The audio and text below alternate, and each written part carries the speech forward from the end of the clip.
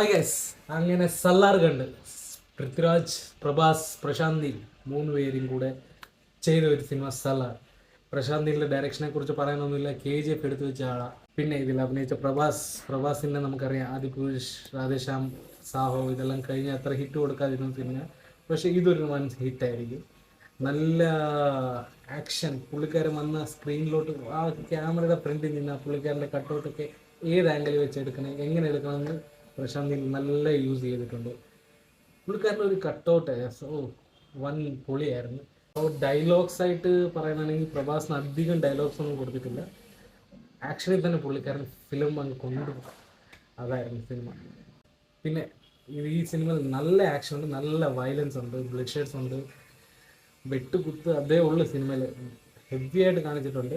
പിന്നെ നമ്മുടെ രാജുവേട്ടൻ പൃഥ്വിരാജ് അഭിനയിച്ച് തകർത്തിട്ടുണ്ട്. ഡയലോഗ്സ് ആയാലും തെലുഗു, പുള്ളി മലയാളിയാ, തെലുഗു പഠിച്ചിട്ട് ഡബ് ചെയ്തായിരിക്കും. പക്ഷെ അത് അത്ര ഫ്ലുവൻ്റ് നല്ല രീതിക്ക് സംസാരിച്ചിട്ടുണ്ട്. ഞാൻ കണ്ട തെലുഗു വർഷം തന്നെ നല്ല രീതിക്ക് സംസാരിച്ച, നല്ല ആ ഒരു മിസ്റ്റേക്ക് ഇല്ലാതെ നല്ല രീതിക്ക് ഡയലോഗ്സ് എല്ലാം ഡബ് ചെയ്തിട്ടുണ്ട്. പുള്ളിക്കാരൻ നല്ല ഒരു റോൾ കൊടുത്തിട്ടുണ്ട്. പുള്ളിക്കാരൻ വരുന്നത് ഏകദേശം സെക്കൻഡ് ഹാഫ് ആകുമ്പോഴാണ് പുള്ളിക്കാരന് എൻട്രി ഉള്ളത്. പിന്നെ പറയുകയാണെങ്കിൽ ഡയറക്ഷൻ പറഞ്ഞല്ലോ, വൻ പൊളി ഡയറക്ഷനായിരുന്നു. പിന്നെ മ്യൂസിക് രവി ബസൂർ സാർ നല്ല മ്യൂസിക് ഇട്ടിട്ടുണ്ട്, നല്ല പാട്ടുകളുണ്ട്. അതായത് ഓരോ സീൻ എലിവേറ്റ് ചെയ്യുന്ന കൂട്ടം നമ്മൾ KGF കണ്ട കൂട്ടം തന്നെ നല്ല സീൻസ് വരുമ്പോൾ നല്ല എലിവേഷൻ കൊടുക്കുന്ന ഒരു പാട്ട്. പിന്നെ മ്യൂസിക് BGM ഒക്കെ നല്ല BGM ആണ്.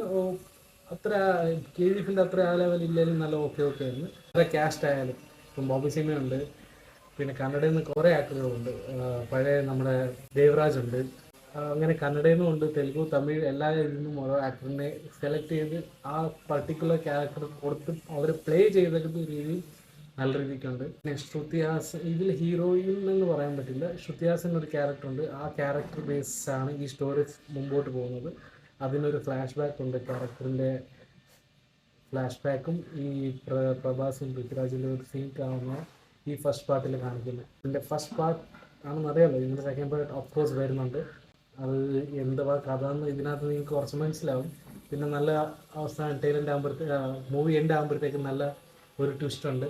ഫസ്റ്റ് ഹാഫ് വൺ പൊളി ഫസ്റ്റ് ഹാഫാണ്.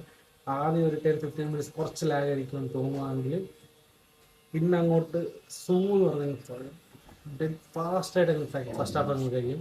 ഒന്നര മണിക്കൂറുള്ളൂ ഫസ്റ്റ് ഹാഫ്.